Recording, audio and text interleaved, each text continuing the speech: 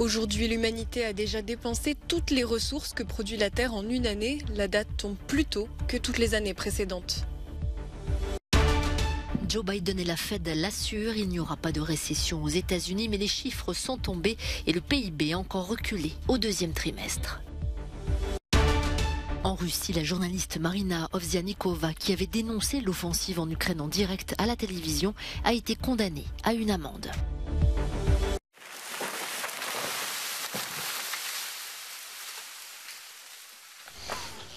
Tout le bois, tout le métal, tous les animaux et toutes les plantes. Chaque année, le think tank Global Footprint Network calcule le jour du dépassement. Un jour dans l'année à partir duquel nous avons dépensé tout ce que la nature est capable de régénérer. Et malgré les prises de conscience écologiques dans le monde, cette date ne cesse d'avancer. En d'autres termes, d'aujourd'hui à la fin de l'année, nous nous endettons envers la Terre. Nous célébrons ce jour exceptionnellement tôt. Imaginons que vous ayez une entreprise et que vous cessiez de générer des revenus en juillet. Alors votre revenu serait plus faible que vos dépenses. Est-ce que ça vous inquiéterait? Je pense que oui. Donc je dirais que la situation est alarmante. Tous les pays ne sont pas à égalité. Si le monde entier consommait comme un Américain, il faudrait plus de 5 terres. Comme un Français, il en faudrait à peu près 3. Dans les deux cas, un axe efficace d'amélioration serait l'alimentation. Il faudrait manger moins de viande et de produits animaux et réduire le gaspillage alimentaire. La guerre en Ukraine est peut-être loin, mais elle crée d'importants problèmes en Allemagne. À Cologne, des fonctionnaires et des citoyens prennent des mesures pour réduire la consommation d'énergie. Dans cet immeuble résidentiel, par exemple, le concierge baisse la température de la chaudière de quelques degrés. Un message qui passe globalement bien auprès de la population locale, à quelques exceptions près. Je pense que notre gouvernement s'est rendu trop dépendant de différents pays. Et c'est maintenant un gros problème auquel nous sommes confrontés. Nous sommes dépendants d'eux et maintenant nous devons payer pour ce que notre gouvernement a fait. Partout à Cologne, les services municipaux s'adaptent, comme dans cette piscine où l'eau n'est plus chauffée.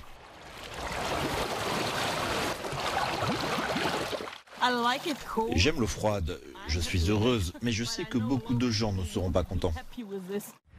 Les livraisons de gaz de la Russie à l'Allemagne ont chuté ces derniers jours et les autorités craignent qu'elles ne chutent encore plus dans les mois à venir.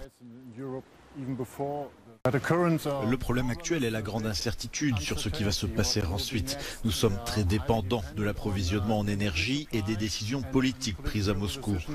C'est une situation que nous n'avons jamais vue auparavant. Entre la réduction de l'approvisionnement en gaz et la flambée des coûts énergétiques, l'Allemagne et d'autres pays européens pourraient être confrontés à un hiver très compliqué sur le plan social.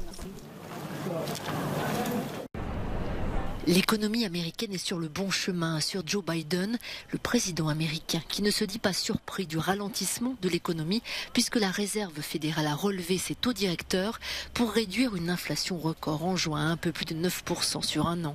Pour le locataire de la Maison-Blanche, l'économie n'est pas en récession en raison d'autres indicateurs plus favorables comme l'emploi. Mais les chiffres ne disent pas la même chose. Le produit intérieur brut s'est à nouveau contracté de 0,9% au deuxième trimestre, un chiffre pire que prévu qui s'ajoute au recul de 1,6% déjà enregistré au premier trimestre. Le prince héritier saoudien Mohammed Ben Salman va être reçu au palais de l'Élysée plus tard ce soir pour un dîner de travail avec Emmanuel Macron, selon l'équipe du président de la République, un dialogue nécessaire en vue de la grave crise énergétique en Europe déclenchée par la guerre en Ukraine. Cette visite marque le retour de Mohammed Ben Salman en Europe, mais aussi sur la scène internationale après des années d'isolement en réponse à l'assassinat en 2018 du journaliste critique du régime saoudien Jamal Khashoggi. Sa mort aurait été validée par Mohammed Ben Salman selon le renseignement américain, une information réfutée par l'Arabie saoudite. Plusieurs ONG en France ont dénoncé l'invitation à dîner à l'Élysée du prince saoudien en disant que Mohammed Ben Salman peut apparemment compter sur Emmanuel Macron pour réhabiliter son image sur la scène internationale malgré la mort du journaliste, mais aussi des crimes de guerre commis au Yémen. Dialogue ne veut pas dire complaisance, c'est qu'a dit l'entourage d'Emmanuel Macron ce jeudi en disant que les contacts entre le président de la République et le prince héritier saoudien ont été constants depuis la visite d'Emmanuel Macron en Arabie Saoudite en décembre dernier.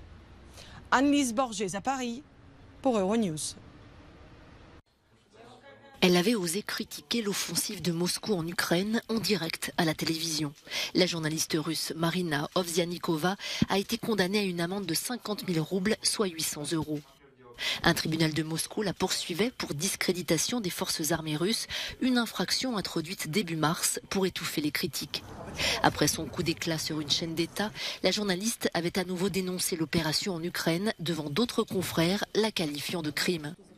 3 jours plus tard, elle était interpellée avant d'être relâchée, quelques heures plus tard.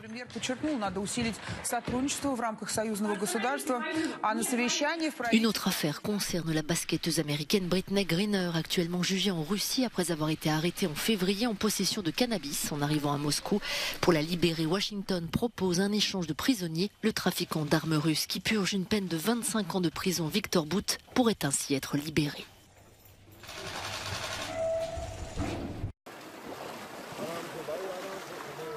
Aidés par une corde, ils se tractent tant bien que mal à travers l'eau.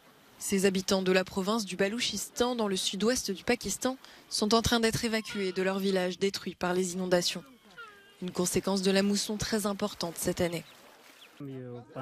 Nous étions coincés pendant 3 jours à cause de l'inondation. Maintenant, nous avons pu traverser l'eau à pied. Mais nous avons perdu nos maisons, nous n'avons plus de quoi nourrir nos enfants. Plus de 300 personnes auraient déjà perdu la vie à cause des inondations.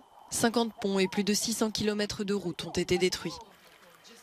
Et les villages ne sont pas les seuls touchés. La ville portuaire de Karachi, capitale économique du Pakistan, est elle aussi inondée depuis plusieurs jours.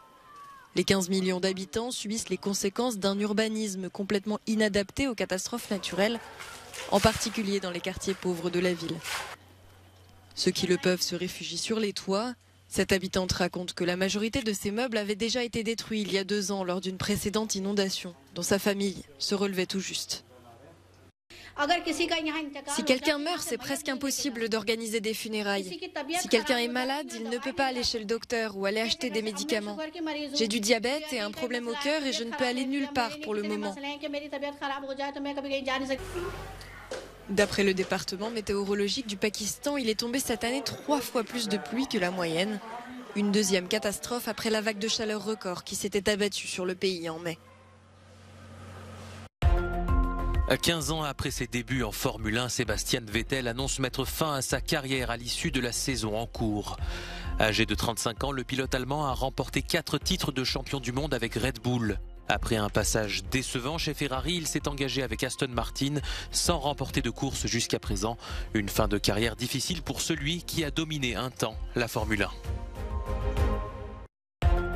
Retour à la maison pour Luis Suarez. L'international uruguayen de football s'est engagé pour 5 mois avec le club de ses débuts professionnels, le Nacional Montevideo. Un retour au pays à l'âge de 35 ans après avoir joué pour les plus grands clubs européens dont Liverpool et le FC Barcelone. Luis Suarez, meilleur buteur de l'histoire de la Céleste, devrait participer à la Coupe du Monde au Qatar en fin d'année. Il a été baptisé la rose de Loulo, du nom de la mine du nord-est de l'Angola, d'où il a été extrait. Et il s'agit du plus gros diamant rose jamais trouvé ces 300 dernières années.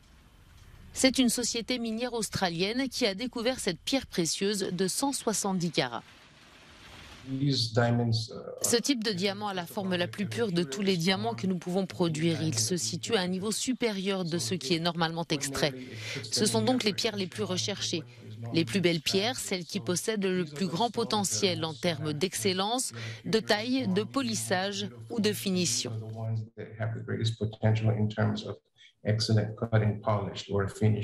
L'industrie minière du diamant est en plein essor en Angola. 27 pierres précieuses de plus de 100 carats ont déjà été extraites sur le seul site de Loulo. Après avoir été taillée et polie pour atteindre sa pleine valeur, la rose de Loulou sera vendue lors d'enchères internationales. Reste à savoir si son prix dépassera celui du Pink Star. En 2017, ce diamant de 59,6 carats avait été adjugé à Hong Kong pour 71 millions d'euros. Il reste à ce stade le diamant ayant atteint le prix de vente le plus cher de l'histoire.